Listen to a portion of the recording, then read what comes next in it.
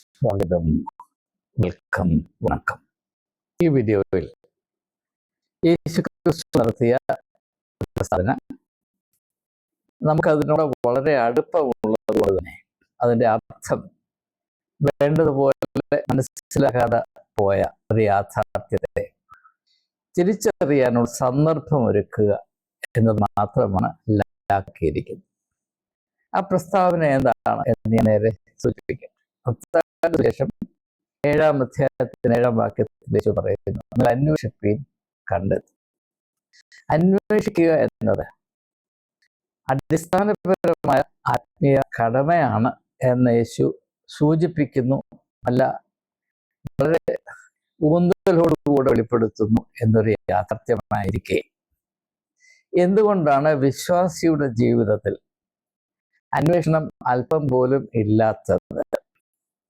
അന്വേഷണം എന്ന് പറയുമ്പോൾ യേശു വിഭാവന ചെയ്ത അന്വേഷണം അല്പം പോലും ഇല്ലാത്തത് എന്ന് നാം ചിന്തിക്കാൻ ഒരു കടമയില്ലോ എന്നതാണ് ആദ്യമായി നിങ്ങൾ ശ്രദ്ധയിലിരിക്കപ്പെടുത്തുവാനുള്ളത്. ഞാൻ ഇപ്പോൾ സൂചിപ്പിച്ചതുപോലെ 2 വിധത്തിലുള്ള അന്വേഷണങ്ങളുണ്ട് മുഖ്യമായും. ഒന്ന്, എന്ത് കിട്ടും, അതെവിടെ പോയാൽ കിട്ടും എന്ന ഒരു അന്വേഷണം. 2, എന്ത് അറിയണം, എന്തായിത്തീരണം എന്ന രണ്ടാമത്തെ അന്വേഷണം. വിശ്വാസികളുടെ ഇടയിൽ ആദ്യത്തെ അന്വേഷണം വളരെ അധികമുണ്ട്. ആ അന്വേഷണത്തിന്റെ ആക്കം കൂടിക്കൂടി വരുന്നു. കാര്യം കാണാൻ കഴുതയുടെ കാലം പിടിച്ചാൽ നല്ലതാണ് എന്ന വിധത്തിലാണ് മതമേഖലയിൽ മുഖ്യമായും ആളുകൾ സ്ഥിതി ചെയ്യുന്നത്. ഞാൻ മുമ്പ് പല വീഡിയോയിലും പറഞ്ഞതുപോലെ നമ്മുടെ പ്രാർത്ഥന പോലും ഇരക്കലിന്റെ അല്ലെങ്കിൽ തെണ്ടലിന്റെ സ്വഭാവം ആർജിക്കാനുള്ള പ്രധാനപ്പെട്ട കാരണം ഇതാണ്. ഞാൻ മുൻപ് ആവർത്തിച്ചിട്ടുള്ള കാര്യങ്ങൾ ആവർത്തിച്ച സമയം നഷ്ടപ്പെടുത്താൻ അതിൽ നിന്ന് മുൻപോട്ട് പോവുകയാണ്. യേശു ഉദ്ദേശിച്ച അന്വേഷണം അതല്ല എന്ന് പ്രത്യേകമായി വിശദീകരിക്കേണ്ട ആവശ്യമില്ല എന്ന് ഞാൻ കരുതുകയാണ്. അന്വേഷിപ്പീൻ, കണ്ടെത്തും. അതിൻ്റെ അർത്ഥം എന്താണ്? ഇത് മനസ്സിലാക്കുന്നതിന് വേണ്ടി പ്രാചീനമായ ഒരു ഭാരതീയ പ്രസ്താവന, ഒരു ആപ്തവാക്യം ഇവിടെ ഞാൻ ഉദ്ധരിക്കട്ടെ. അത് മറ്റൊന്നുമല്ല, മുൻകൂർ പ്രസ്താവിക്കപ്പെട്ടത് വഴിയെ വെളിപ്പെട്ടു വരും. മുൻകൂർ പ്രസ്താവിക്കപ്പെട്ടത് അല്ലെങ്കിൽ വെളിപ്പെടുത്തിയത്, മുൻകൂർ വെളിപ്പെടുത്തിയത് വഴിയെ വെളിപ്പെട്ടു വരും എന്ന പ്രസ്താവന അർത്ഥം എന്താണ്? നമുക്കറിയാം, ഭാരതത്തിൽ ഗുരു ശിഷ്യ ബന്ധം വളരെ പ്രാധാന്യത്തോടെ മാഹാത്മ്യത്തോടെ മനുഷ്യർ വീക്ഷിച്ചു വന്ന ഒരു ക്രമീകരണമാണ്. ഗുരുവിനെ ദൈവതുല്യമായി കാണണമെന്ന ശാസ്ത്രങ്ങളും കവികളും ഒരുപോലെ പറയുന്നുണ്ട്. കബീർദാസിന്റെ ദോഹ നോക്കിയാൽ, ഗുരു ഗോവിന്ദ ദോനോ ഖടേ കാക്കേ ലാഘവ പായ്, ബലിഹാരി ഗുരു ആപ്കെ ദിനെ ഗോവിന്ദ് ദിയോ ായി. എൻ്റെ മുമ്പിൽ ഗുരുവും ദൈവവും നിൽക്കുകയാണ്. എൻ്റെ ധർമ്മസങ്കടം എന്താണ്? ആരുടെ പാദത്തിലാണ് ഞാൻ ആദ്യം നമസ്കരിക്കേണ്ടത്? അതിനുശേഷം കവി പറയുന്നത്, ഞാൻ എൻ്റെ ഗുരുവിൻ്റെ പാദത്തിൽ നമസ്കരിക്കുക, കാരണം ഗുരുവാണല്ലോ എന്നെ ദൈവത്തിലേക്ക് വഴി നടത്തിയത്. ഇതാണ് ഭാരത ദർശനം, ഭാരത സങ്കല്പം. എന്നാൽ ഈ ഗുരു എന്ന ആശയം വളരെ ധാതപ്പതിച്ച് ഗുരുഡമുണ്ടായി. അത് വളരെയധികം ദുരുപയോഗം ചെയ്ത അനേകം ആളുകൾക്ക് ഭീമമായ പ്രശ്നങ്ങളും പ്രയാസങ്ങളും ജീവൻ അപകടം വരെ വന്നിട്ടുണ്ട്. അതിൻ്റെ വിശദാംശങ്ങളിലേക്കും തൽക്കാലം കടക്കുവാൻ താല്പര്യപ്പെടുന്നില്ല. ഇപ്പോൾ ഗുരു എന്ന ആശയം, പക്ഷെ എന്നാൽ ഈ ഗുരു എന്ന ആശയത്തെ വേണ്ടതുപോലെ മനസ്സിലാക്കുന്നതിൽ ഭാരത പാരമ്പര്യം പരാജയപ്പെട്ടു എന്ന ഒരഭിപ്രായം എനിക്കുണ്ട്. ഗുരു ആരാണ്? ഗുരുവിൻ്റെ ദൗത്യം എന്തായിരിക്കണമെന്ന് ഈ ആപ്തവാക്യത്തിലുണ്ട്. ഗുരുവിനെ സംബന്ധിച്ചിടത്തോളം ചില കാര്യങ്ങൾ പ്രസ്താവിക്കും, ചില കാര്യങ്ങൾ ശിഷ്യന്റെ ശ്രദ്ധയിൽപ്പെടുത്തും. പക്ഷെ അങ്ങനെ വെളിപ്പെടുത്തുന്ന കാര്യങ്ങൾ അതിൻ്റെ യഥാർത്ഥ പൊരുൾ മറച്ചു വെച്ചിട്ടാണ് ഗുരു വെളിപ്പെടുത്തുന്നത്. കാരണം എന്താണ്? അന്വേഷണത്തിൽ കൂടെ ശിഷ്യൻ അതിൻ്റെ യഥാർത്ഥ പൊരുൾ കണ്ടുപിടിച്ചാൽ മാത്രമേ അത് അവൻ്റെ അറിവായി തീരുകയുള്ളൂ. ഗുരു പകരുന്നത് അറിവാകയില്ല. ഗുരു വെളിപ്പെടുത്തുന്നതിൻ്റെ പശ്ചാത്തലത്തിൽ ശിഷ്യൻ അന്വേഷിച്ച് കണ്ടെത്തുന്ന അവൻ്റെ കണ്ടുപിടുത്തങ്ങൾ, അവൻ്റെ തിരിച്ചറിവുകൾ മാത്രമേ അവൻ്റെ ഉൾക്കാഴ്ചകളായി പരിണമിക്കുകയുള്ളൂ എന്നത് വളരെയധികം കൃത്യമായി വെളിച്ചത്തോടെ ക്രിസ്ത്യാനികൾ പ്രത്യേകിച്ച് മനസ്സിലാക്കേണ്ട ഒരു കാര്യമാണ്. ഇത് യേശു വളരെ പ്രാധാന്യം കൽപ്പിച്ച് പ്രഖ്യാപിച്ചിരുന്നു എന്നത് എനിക്ക് തന്നെ ദീർഘനാൾ മനസ്സിലാക്കാൻ കഴിയാതിരുന്നതിൻ്റെ പ്രധാനപ്പെട്ട കാര്യം, സഭാപരമായി എനിക്ക് ലഭിച്ച അടിയുറച്ച പരിശീലനങ്ങളാണ്. അതായത് ആത്മീയത എന്നാൽ എന്താണെന്നും അതിൻ്റെ ഉള്ളടക്കം എന്താണെന്നും മറ്റാരെങ്കിലും പറഞ്ഞു കേട്ടാൽ മാത്രമേ, അത് അപ്പടി സ്വീകരിച്ചാൽ മാത്രമേ ഗുണം വരികയുള്ളൂ, അങ്ങനെയുള്ളവർ മാത്രമേ സത്യക്രിസ്ത്യാനിയാകത്തുള്ളൂ, അവർക്കായി മാത്രം സ്വർഗം റിസർവ് ചെയ്ത് വെച്ചിരിക്കുന്നു എന്നുള്ള അബദ്ധജടിലമായ ധാരണകളുടെ അടിമയായിരുന്നു ഞാൻ. അതുകൊണ്ട് യേശുവിൻ്റെ ഈ വാക്കുകളുടെ യഥാർത്ഥത്തിലുള്ള സത്യവും അർത്ഥവും മനസ്സിലാക്കാൻ ഞാൻ കൂട്ടാക്കിയില്ല. പരാജയപ്പെട്ടു എന്ന് പറയുന്നതിന് അർത്ഥമില്ല. ഒരു പരിശ്രമം നടത്തിയാൽ അല്ലേ പരാജയപ്പെടുകയുള്ളൂ. ക്രിസ്ത്യാനികൾ പരാജയപ്പെടുന്നില്ല, കാരണം അവർ പരിശ്രമിക്കുന്നില്ല എന്നതുകൊണ്ട്. ഒരു ക്രിസ്തീയ വിശ്വാസിയുടെ ജീവിതത്തിൽ, എല്ലാ ക്രിസ്ത്യാനികളുടെ ജീവിതത്തിൽ ഇപ്പോൾ സ്ഥിതി ചെയ്യുന്ന പ്രമാദമായ അബദ്ധം, അവരെ ഏറ്റവും വിലയിടിക്കുന്ന അവസ്ഥ, അവരുടെ ആത്മീയമായ അനുഭവത്തിൽ നിന്ന്, അച്ചടക്കത്തിൽ നിന്ന് അന്വേഷണം എന്ന പരിപാവനവും പ്രാധാന്യം അർഹിക്കുന്നതുമായ കടമ അമ്പാടെ നഷ്ടപ്പെട്ടു പോയി എന്നതാണ്. അതിൻ്റെ പ്രധാന ഉത്തരവാദി നമ്മുടെ പരിശീലനമാണ്. ആ പരിശീലനത്തിൻ്റെ ചുമതല ആരൊക്കെ വഹിക്കുന്നു? മാതാപിതാക്കന്മാർ തൊട്ട്, പുരോഹിതന്മാർ തൊട്ട്, മെത്രാന്മാർ തൊട്ട്, സുവിശേഷ പ്രഘോഷകർ തൊട്ട് എല്ലാവരും ഈ പാപത്തിന് തുല്യ പങ്കാളികളാണ് എന്ന തിരിച്ചറിവ് എനിക്ക് ഏതാണ്ട് 7-8 വർഷങ്ങൾക്ക് മുമ്പ് മാത്രമാണ് ഉണ്ടായത്. അന്ന് ഞാൻ പ്രസംഗം നിർത്തി എന്ന് നിങ്ങൾക്കറിയാം. കാരണം ഈ പ്രസംഗങ്ങൾ കൂടുന്തോറും, പ്രസംഗിച്ച് മനുഷ്യരുടെ തലച്ചോറ് കുട്ടിച്ചോറാക്കും തോറും അവരിലെ അന്വേഷണ ഊർജം, അന്വേഷിക്കാനുള്ള ആത്മധൈര്യം, തങ്ങൾക്ക് അന്വേഷിക്കാനൊരു കടമയുണ്ട്, യേശു വെളിപ്പെടുത്തിയ ഈ ഒരു വലിയ ആത്മീയമായ പ്രമാണത്തോടുള്ള അവരുടെ ബന്ധം അറ്റുപോകാൻ മാത്രമേ, മുറിച്ചു മാറ്റാൻ മാത്രമേ ഇത് സഹായിക്കുകയുള്ളൂ എന്ന ഒരു തിരിച്ചറിവാണ് എന്നെ വളരെയധികം പിടിച്ചു കുലുക്കിയത്. അപ്പം അതുകൊണ്ട് യേശു പറയുന്നു, നിങ്ങൾ അന്വേഷിപ്പീൻ കണ്ടെത്തും. യേശു വളരെ മാഹാത്മ്യമേറിയ കാര്യങ്ങൾ പഠിപ്പിച്ചിട്ടുണ്ട്. പക്ഷേ നമുക്കറിയാം, യേശു തന്നെ വളരെ അടിവരയിട്ട് നടത്തിയിട്ടുള്ളൊരു പ്രസ്താവന, അല്ലെങ്കിൽ യേശുവിനെ പറ്റി സുവിശേഷ ലേഖകർ പറയുന്നത്, അവൻ ഉപമയിൽ കൂടെ അല്ലാതെ ഒന്നും പഠിപ്പിച്ചില്ല.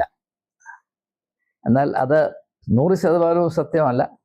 ഉപമയിലല്ലാതെ യേശു, ഉദാഹരണമായിട്ട് ഗിരിപ്രഭാഷണത്തിൽ ഉപമയില്ലാതെ പഠിപ്പിക്കുന്നുണ്ട്. പക്ഷേ ഗിരിപ്രഭാഷണവും അവസാനിക്കുന്ന ഒരു ഉപമയിലാണ്.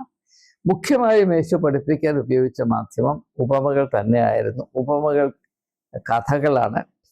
ഓരോ ആശയം അവതരിപ്പിക്കുന്നതിൻ്റെ വാഹനമായി തത്സമയത്ത് യേശു തൻ്റെ സർഗാത്മകതയുടെ പരിശുദ്ധി കൊണ്ട്, പ്രാഗൽഭ്യം കൊണ്ട്, മഹനീയത കൊണ്ട് നിമിഷത്തിൽ സൃഷ്ടിക്കുന്ന അത്ഭുതാവഹമായ 2000 വർഷം കഴിഞ്ഞിട്ടും യാതൊരു വിധത്തിലും അവയുടെ മൂടി നശിക്കാതെ ഇന്നും വിലസിച്ചുകൊണ്ടിരിക്കുന്ന പ്രശോഭിതമായി തീരുന്ന കഥകളാണ്. എന്തുകൊണ്ടാണ് ഈ കഥകളിൽ കൂടെ ആശയങ്ങൾ അവതരിപ്പിക്കുന്നത്? അത് കഥകളിൽ കൂടെ ആശയങ്ങൾ അവതരിപ്പിക്കുന്നതും നേരെ ആശയങ്ങൾ അവതരിപ്പിക്കുന്നതും തമ്മിൽ വലിയ വ്യത്യാസമുണ്ട്. നേരെ ആശയം അവതരിപ്പിച്ചാൽ അത് കേൾക്കുന്നവന് അന്വേഷിക്കേണ്ട ആവശ്യമില്ല, അതുപോലെ അംഗീകരിച്ചാൽ മതി, അതുപോലെ വിഴുങ്ങിയാൽ മതി.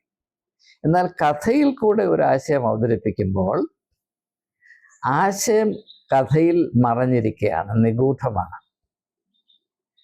ആ ആശയം ലഭ്യമായി തീരുന്നത് ശ്രോതാവ്, കേൾക്കുന്നയാൾ അന്വേഷിക്കുന്നതിൽ കൂടെയാണ്. അതിൻ്റെ ഒരു നല്ല ഉദാഹരണം മത്തായിയുടെ സുവിശേഷം 13-ാം അധ്യായത്തിൻ്റെ ആദ്യ ഭാഗത്തുണ്ട്. വിത്ത് വിതച്ചവൻ്റെ ഉപമ. അത് ശിഷ്യന്മാർക്ക് പോലും വേണ്ടതുപോലെ മനസ്സിലാകാത്തതോടെ അവർ യേശുവിനോട് ചോദിക്കുന്നുണ്ട്. അങ്ങനെ അന്വേഷിച്ച് കണ്ടുപിടിച്ചാൽ മാത്രമേ ആത്മീയമായ ആശയങ്ങൾ സ്വായത്തമാക്കുവാൻ സാധ്യമാകുകയുള്ളൂ എന്ന അതിപ്രാധാന്യം അർഹിക്കുന്ന ഒരു ആശയമാണ് ഇവിടെ സുവിശേഷത്തിൽ ആകമാനം സ്ഥിതി ചെയ്യുന്നത് എന്ന് ക്രിസ്ത്യാനികൾ പാടെ മറന്നു കളഞ്ഞു, അല്ലെങ്കിൽ ഉപേക്ഷിച്ചു കളഞ്ഞു. നമുക്കറിയാം, പ്രശസ്ത ശാസ്ത്രജ്ഞനായിരുന്ന ഗലീലിയോ പറഞ്ഞ ഒരു കാര്യം ഞാൻ എൻ്റെ അധ്യാപക ജീവിതത്തിൽ വളരെയധികം ഉപയോഗിച്ച അല്ലെങ്കിൽ ആശ്രയിച്ച ഒരു പ്രസ്താവനയാണ്. അദ്ദേഹം പറഞ്ഞത്, ഓരോ വ്യക്തിയും അവനവൻ്റെ അന്വേഷണം കൊണ്ടും പരിശ്രമം കൊണ്ടും അന്വേഷിച്ച് കണ്ടുപിടിക്കുന്നത് മാത്രമേ അവൻ്റെ ജ്ഞാനമാകുകയുള്ളൂ, അത് മാത്രമേ അവൻ ഓർത്തിരിക്കുകയുള്ളൂ. ഈ മറവിയുടെയൊക്കെ കാര്യം വരുമ്പോൾ ഇത് ഓർത്തിരിക്കേണ്ടതാണ്. ഇപ്പോൾ പ്രായാധിക്യത്തിലാകുമ്പോൾ ആൾക്ക് ഡിമെൻഷ്യ വരുന്നൊക്കെ പറയുമ്പോൾ അതിൻ്റെയൊക്കെ കാരണം എന്താണെന്ന് നൂറ്റാണ്ടുകൾക്ക് മുൻപ് ഗലീലിയോ മനസ്സിലാക്കി. എപ്പോൾ മനുഷ്യൻ്റെ അന്വേഷണം അവസാനിക്കുന്നുവോ അവൻ്റെ തലച്ചോറ് കുട്ടിച്ചോറായി തീരും. അതിൻ്റെ ഒരു വൈദ്യശാസ്ത്രപരമായ പ്രകടനമാണ് ഡെമെൻഷ്യ എന്നുള്ളത്. നാം നമ്മുടെ ജീവിതത്തിൻ്റെ അവസാന ദിവസം വരെയും ഈ അന്വേഷണത്തിൻ്റെ ഊർജം നിലനിർത്താൻ ശ്രമിച്ചാൽ നമുക്ക് ഡിമെൻഷ്യ വരത്തില്ല എന്ന് ഞാൻ 100% നിങ്ങൾക്ക് ഉറപ്പ് തരുന്നു. ഞാനത് ആത്മാർത്ഥമായി അഗാധമായി വിശ്വസിക്കുന്നു.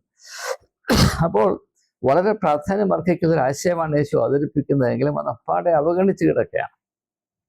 അപ്പോൾ യേശു ഉപമയിൽ കൂടെ പഠിപ്പിച്ചതിൻ്റെ അർത്ഥം, നിങ്ങൾ ഓരോരുത്തരും ഉപമ നിങ്ങളുടേതായി വായിച്ച് നിങ്ങളുടേതായ അനുഭവത്തിൽ കൂടെയും അന്വേഷണത്തിൽ കൂടെയും അതിൻ്റെ ആത്മീകമായ പൊരുൾ കണ്ടുപിടിക്കുമ്പോൾ മാത്രമേ അത് നിങ്ങളുടെ അറിവായി മാറുകയുള്ളൂ. അല്ലാതെ ഏതാണ്ട് പ്രശസ്തനായ ഒരു കൺവെൻഷൻ പ്രസംഗകൻ ഇങ്ങനെ മാരാമണ്ണ് തീപ്പൊരി പോലെ കത്തി ചില കാര്യങ്ങൾ പറഞ്ഞു, അത് മീറ്റിംഗ് കഴിയുന്നതിന് മുൻപ് തന്നെ 100% മറന്നുപോയിരിക്കും. നിങ്ങൾക്ക് അല്പമെങ്കിലും സത്യമുണ്ടെങ്കിൽ ഞാൻ മാരാമണ്ണ് എടുത്തു പറയുന്നത് കേരളത്തിലെ ഏറ്റവും പ്രസിദ്ധമായ കൺവെൻഷനാണ് എന്നതുകൊണ്ടും ക്രിസ്ത്യാനികൾക്ക് പൊതുവായ അഹങ്കാരമാണ് എന്നതുകൊണ്ടുമാണ്. എല്ലാ കൺവെൻഷൻ്റെയും അവസ്ഥ തഥൈവ.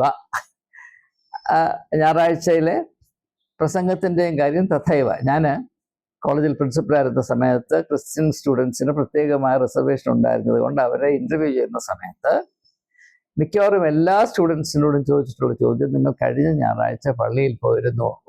പോയിരുന്നു. അച്ഛൻ പ്രസംഗിച്ചോ? പ്രസംഗിച്ചു. ആ പ്രസംഗത്തിൽ നിന്ന് ഏതെങ്കിലും ഒരാശയം പറയാമോ? ഞാൻ ഒട്ടുപതിശോക്തി പറയല്ല, ഒരൊറ്റ വ്യക്തി പോലും. ഞാൻ കുറഞ്ഞ പക്ഷം ഒരു 9000-ൽ ചിൽവാനം ക്രിസ്ത്യൻ യുവതി യുവാക്കന്മാരെ ഇൻ്റർവ്യൂ ചെയ്തിട്ടുണ്ട് സെൻറ്റ് സ്റ്റീഫൻസ് കോളേജിൽ അഡ്മിഷന് വേണ്ടി. അവരിൽ കുറഞ്ഞ ഒരു 8000 പേരോടെങ്കിലും ഞാൻ ചോദിച്ചിട്ടുണ്ട്. അതിൽ ഒരൊറ്റ വ്യക്തി പോലും കഴിഞ്ഞ ഞായറാഴ്ച അച്ഛൻ പ്രസംഗത്തിൽ കൂടെ എന്താണ് പറഞ്ഞത് എന്ന് ചോദ്യത്തിന് ഉത്തരമായി പറഞ്ഞിട്ടില്ല എന്നത് നമ്മുടെ ഓരോരുത്തരുടെയും കണ്ണ് തുറക്കേണ്ട, മനസ്സ് തുറന്നോ ഇല്ലയോ എന്ന് പോട്ടെ, കണ്ണ് തുറക്കേണ്ട ഒരു യാഥാർത്ഥ്യമാണ്. കാര്യം എന്താണ്? ആരെങ്കിലും വിളിച്ചു പറയുന്നത് ചെവി കൊണ്ട് കേട്ടത് കൊണ്ട് ഉള്ളിൽ തറച്ചു എന്ന് ആരും വിചാരിക്കരുത്. യേശു പറയുന്നത് ശ്രദ്ധിക്കൂ. യേശു പറയുന്നത്, നിങ്ങൾ അന്വേഷിച്ച് കണ്ടുപിടിക്കുന്നത് മാത്രമേ നിങ്ങളുടെ അറിവാകുകയുള്ളൂ. നിങ്ങളുടെ അറിവ് മാത്രമേ നിങ്ങളുടെ ഉള്ളിൽ നിലനിൽക്കുകയുള്ളൂ. അതാണ് നിലനിൽക്കുന്ന നിധിയായി യേശു പറയുന്നത്. ബാക്കിയെല്ലാം കള്ളന്മാർ മോഷിച്ചുകൊണ്ട് പോകും, പുഴുവും തുരുമ്പും കെടുത്തിക്കളയും. നിലനിൽക്കുന്ന നിധി എന്ന് പറയുന്നത് നിങ്ങൾ അന്വേഷിച്ച് മനസ്സിലാക്കുന്ന ആത്മീയമായ അറിവുകളും ഉൾക്കാഴ്ചകളുമാണ്. അത് പ്രാപിക്കാൻ നിങ്ങൾ എന്തേ കൂട്ടാക്കാത്തത്? ഇതാണ് യേശുവിൻ്റെ ചോദ്യം. പക്ഷെ ആ ചോദ്യം ക്രിസ്ത്യാനികൾ മറന്നിട്ട് ശതാബ്ദങ്ങളായി. അപ്പം അതുകൊണ്ട് ഭാരത ദർശനത്തിൽ നമുക്ക് പ്രാപിക്കാവുന്ന ഈ മർമ്മം മുൻപേ വെളിപ്പെടുത്തിയത് പിന്നാലെ വെളിപ്പെട്ടു വരും. മുൻപേ പ്രസ്താവിച്ചത് പിന്നാലെ വെളിപ്പെട്ടു. ആരാണ് ഉത്തമനായ ഗുരു? ഉത്തമനായ ഗുരു ശിഷ്യനോട് ഇതാകുന്നു, ഇത് മാത്രമാകുന്നു, ഇതിൻ്റെ അർത്ഥം ഇതല്ലാതെ നീ ഒന്നും അന്വേഷിച്ച് കണ്ടുപിടിക്കരുത് എന്ന് പറയുന്ന അല്ല ഉത്തമനായ ഗുരു. അത് കുരുവാണ്, കുരു. ഉത്തമനായ ഗുരു ആരാണ്? തൻ്റെ ശിഷ്യൻ പിൽക്കാലത്ത് അവൻ്റേതായ അന്വേഷണത്തിൽ കൂടെ കണ്ടുപിടിക്കാൻ ഇടയാകേണ്ട, സാധിക്കേണ്ട കാര്യങ്ങൾക്ക് ഒരു പശ്ചാത്തലം ഒരുക്കി അവനെ ആ ദിശയിലേക്ക് പുരോഗമിക്കാൻ പ്രേരിപ്പിക്കുക മാത്രം ചെയ്യുന്നവനാണ് ഗുരു. അല്ലാതെ ശിഷ്യൻ ജീവിതത്തിൽ ഒന്നും കണ്ടുപിടിക്കരുത്, അന്വേഷിക്കരുത്, മനസ്സിലാക്കരുത്, അവൻ്റേതായ യാതൊരു വിധത്തിലുള്ള തിരിച്ചറിവ് ഉണ്ടാകരുത്, ഞാൻ പറയുന്നത് മാത്രം അവൻ വിഴുങ്ങി അത് ശ്രദ്ധിച്ചുകൊണ്ടിരിക്കണമെന്ന് പറയുന്നവൻ ഗുരുവല്ല, അവൻ ശാപമാണ്. ഈ ശാപമാണ് ക്രിസ്തീയ ഗോളത്തെ ഇത്രമാത്രം നശിപ്പിച്ചിരിക്കുന്നത്. ക്രിസ്ത്യാനിക്ക് ചിന്തിക്കാൻ, ആത്മീയമായി ചിന്തിക്കാനുള്ള കഴിവ് 100% നശിപ്പിക്കുന്നത് അവൻ ഉൾപ്പെട്ടിരിക്കുന്ന വ്യവസ്ഥിതിയാണ് എന്ന് തിരിച്ചറിയേണ്ട കാലം വൈകിയിരിക്കുന്നു. നിങ്ങൾ യേശുവിൻ്റെ ചിന്താഗതികളും ദർശനങ്ങളും ദീർഘവീക്ഷണവും ആശയവ്യാപ്തിയും മനസ്സിലാക്കിയാൽ അന്വേഷിപ്പിൻ കണ്ടെത്തുമെന്ന് ഇത്രമാത്രം കൃത്യമായും അവിസ്മരണീയമായും വളരെ കൊട്ടുവടിയുടെ ഊന്നലോടുകൂടെ പ്രസ്താവിച്ചതിൻ്റെ അർത്ഥം എന്താണ്? അന്ന് നിലവിലിരുന്ന മതസംവിധാനത്തിൻ്റെ ഏറ്റവും വലിയ പോരായ്മ യേശു മനസ്സിലാക്കിയതാണ്. എന്താണ്? ലോകത്തിലുള്ള എല്ലാ മതസംവിധാനങ്ങളും സ്ഥിതി ചെയ്യുന്നൊരു പ്രശ്നം വിശ്വാസികളെ അന്വേഷിക്കാൻ അനുവദിക്കുകയില്ല എന്നതാണ്. വിശ്വാസികൾ ഒന്നും കണ്ടെത്തരുത് എന്ന നിർബന്ധമാണ്. വിശ്വാസികൾ അവരുടേതായ അനുഭവത്തിൽ കൂടെയും അവസ്ഥയിൽ കൂടെയും അന്വേഷിച്ച് അവരുടേതായ കണ്ടുപിടുത്തങ്ങൾ, ആത്മീയമായ തിരിച്ചറിവുകൾ പ്രാപിച്ചാൽ മറ്റുള്ളവർ പണിതിരിക്കുന്ന ഈ മതത്തിൻ്റെ കോട്ടകൾ തകർന്നു പോകുമെന്നും അത് വലിയ ദുരന്തമായിരിക്കുമെന്നുള്ള മിഥ്യയിലാണ് മിക്കവാറും എല്ലാ മതസംവിധാനങ്ങളും മതസ്ഥാപനങ്ങളും സ്ഥാപിക്കപ്പെട്ടിട്ടുള്ളതെന്ന് ദയവായി മനസ്സിലാക്കുക. ഇത് മനുഷ്യർക്ക് ആത്മീയമായും ധാർമ്മികമായും വളരെയധികം നാശനഷ്ടങ്ങൾ വരുത്തുന്ന ഒരു വ്യവസ്ഥിതിയാണ്. അതുകൊണ്ടാണ് ക്രിസ്ത്യാനിക്ക് അന്വേഷണ ബുദ്ധി അല്പം പോലുമില്ല. ഇനിയും നിങ്ങൾ അന്വേഷിച്ച് കണ്ടെത്തണമെന്ന് പറഞ്ഞത് ആരാണ്? അവൻ എന്തിനാണ് ഈ ലോകത്തിലേക്ക് വന്നത്? നമുക്കറിയാം, ലൂക്കോസിന്റെ സുവിശേഷം 19-ാം അധ്യായത്തിന്റെ 10-ാം വാക്യത്തിൽ യേശു തന്നെ പറ്റി എന്താണ് പറയുന്നത്? കാണാതെ പോയതിനെ അന്വേഷിച്ച് യഥാസ്ഥാനപ്പെടുത്തുവാനല്ലോ മനുഷ്യപുത്രൻ ലോകത്തിലേക്ക് വന്നത്. അപ്പൊ അന്വേഷണം തൻ്റെ വ്യക്തിത്വത്തിന്റെ വെളിച്ചമായിരുന്നു എന്ന് തിരിച്ചറിഞ്ഞ യേശുവാണ് പറയുന്നത്, നിങ്ങൾ അന്വേഷിപ്പീൻ, നിങ്ങൾ കണ്ടെത്തും. നിങ്ങൾ അന്വേഷിച്ച് കണ്ടെത്തുന്നതല്ലാതെ ഒന്നും തന്നെ നിങ്ങളുടെ വിശ്വാസത്തിൻ്റെ അംശങ്ങളോ അടിത്തറയോ ആയിത്തീരുവാൻ യാതൊരു വിധത്തിലും സാധ്യമല്ല. അതുകൊണ്ടാണ് പണ്ട് ഞാൻ ചെയ്തൊരു വീഡിയോയിൽ നമ്മൾ ക്രിസ്ത്യാനികളല്ല, ഹിയർസേ ക്രിസ്ത്യാനികൾ, കേട്ടുകേൾവികളുടെ ക്രിസ്ത്യാനികളാണ് എന്ന് പറയാൻ കാര്യം. നാം തത്ത പോലെ ഉരുവിട്ട് നടക്കുന്ന ഒരു കാര്യം പോലും നമ്മൾ ധ്യാനിക്കുകയോ ചിന്തിക്കുകയോ നമ്മുടെ ചിന്തയ്ക്ക് വിധേയമാക്കി അതിൻ്റെ പൊരുൾ മനസ്സിലാക്കാൻ ശ്രമിക്കുകയോ ചെയ്തിട്ട് നമ്മുടേതായ വിധത്തിൽ സ്വായത്തമാക്കി നമ്മുടെ വിശ്വാസമാണ് എന്ന് പറയുവാൻ യോഗ്യതയുള്ളതല്ല. എൻ്റെ സഭയുടെ വിശ്വാസ പ്രമാണം ഇതാണെന്ന് പറയാം, CSIയുടെ വിശ്വാസ പ്രമാണം, പെന്തക്കോസ്തിൻ്റെ വിശ്വാസ പ്രമാണം, കത്തോലിക്കയുടെ വിശ്വാസ പ്രമാണം, മാർത്തോമയുടെ വിശ്വാസ പ്രമാണം എന്നല്ലാതെ എനിക്ക് വിശ്വാസമുണ്ട് എന്ന് സത്യസന്ധമായി പറയാൻ കഴിവുള്ള ക്രിസ്ത്യാനികൾ ഇന്നില്ല എന്നതാണ് അനുഭവത്തിൽ കൂടെ എനിക്ക് നിങ്ങളോട് പറയാം. അതുകൊണ്ട് തന്നെ എനിക്ക് നിങ്ങൾ ഏവരോടും ക്രിസ്തുയേശുവുള്ള സ്നേഹത്തിൽ പ്രബോധിപ്പിക്കുന്നത് അന്വേഷണത്തിൻ്റെ ആത്മീയത നിങ്ങൾ വീണ്ടെടുപ്പിക്കും. നമുക്ക് കൈമോശം വന്നുപോയ ഏറ്റവും വലിയ നിധിയായ ആത്മീയ അന്വേഷണത്തിൻ്റെ വെളിച്ചം കെട്ടുപോകാതെ അത് 119-ാം സങ്കീർത്തനത്തിൻ്റെ 105-ാം വാക്യത്തിൽ പറയുന്നത് പോലെ, നിന്റെ വചനം എൻ്റെ കാലിന് ദീപം പാതയ്ക്ക് വെളിച്ചം എന്ന് പറയുന്നത് പോലെ അത് അന്വേഷണത്തിന് വേണ്ടിയല്ലേ. പാതയിൽ കൂടെ മുമ്പോട്ട് പോകാന്ന് പറഞ്ഞാൽ പഴയ നിയമത്തിലെ ബിംബമാണത്, പ്രതീകമാണത്, സിമ്പിളാണ്, അല്ലെങ്കിൽ മെറ്റഫറാണ് അന്വേഷണം. വചനം, യേശുവിൻ്റെ വചനം നമുക്ക് നൽകിയിരിക്കുന്നത് തന്നെ നമ്മളെ അന്വേഷണത്തിന് വേണ്ടി പ്രേരിപ്പിക്കുകയും തയ്യാറാക്കുകയും ചെയ്യുന്നതിനും അത് നിലനിർത്തുന്നതിനുമാണ്. അതുകൊണ്ടാണ് യേശു പറഞ്ഞത്, അവസാനം വരെ സഹിച്ചു നിൽക്കുന്നവൻ രക്ഷപ്പെടും, അന്വേഷിക്കുന്നവന് മാത്രമേ രക്ഷയുള്ളൂ. അന്വേഷിക്കാതെ മറ്റുള്ളവർ പറയുന്ന വാക്കുകളുടെയും ശബ്ദകോലാഹലങ്ങളുടെയും ഡംപിങ് ഗ്രൗണ്ടായി കഴിയുന്നവൻ ക്രിസ്ത്യാനിയല്ല, വിശ്വാസിയല്ല, അവൻ നിർജീവമായി ജീവിക്കുന്ന ശവമാണ് എന്ന യാഥാർത്ഥ്യം ദയവായി തിരിച്ചറിയുക. അതുകൊണ്ട് യേശു പറയുന്നു, നിങ്ങൾ അന്വേഷിപ്പിൻ, കണ്ടെത്തും. ആ കണ്ടെത്തുന്നത് മാത്രമാണ് നിൻ്റേതെന്ന് പറയാവുന്ന നിലനിൽക്കുന്ന നിധി. ആ നിധി മാത്രമാണ് സ്വർഗം എന്ന ഒരു സാധ്യതയിൽ നിങ്ങൾ വിശ്വസിക്കുന്നുവെങ്കിൽ ആ സ്വർഗത്തിലേക്കുള്ള പാസ്പോർട്ടും വിസയും ടിക്കറ്റും എന്ന് സൂചിപ്പിച്ചുകൊണ്ട് നിങ്ങൾ ദയവായി വളരെ പ്രാധാന്യം അർഹിക്കുന്ന കാതലായ ഈ പ്രശ്നത്തെപ്പറ്റി നിങ്ങളുടേതായ വിധത്തിൽ മാത്രം മുന്നോട്ട് ചിന്തിക്കുകയും അന്വേഷിക്കുകയും അതിൻ്റേതായ ആഴങ്ങൾ കണ്ടുപിടിക്കുകയും ചെയ്യണമെന്ന് വിനീതമായി അപേക്ഷിച്ചുകൊണ്ട് വാക്കുകൾ ഉപസംഹരിക്കുന്നു. നന്ദി, നമസ്കാരം.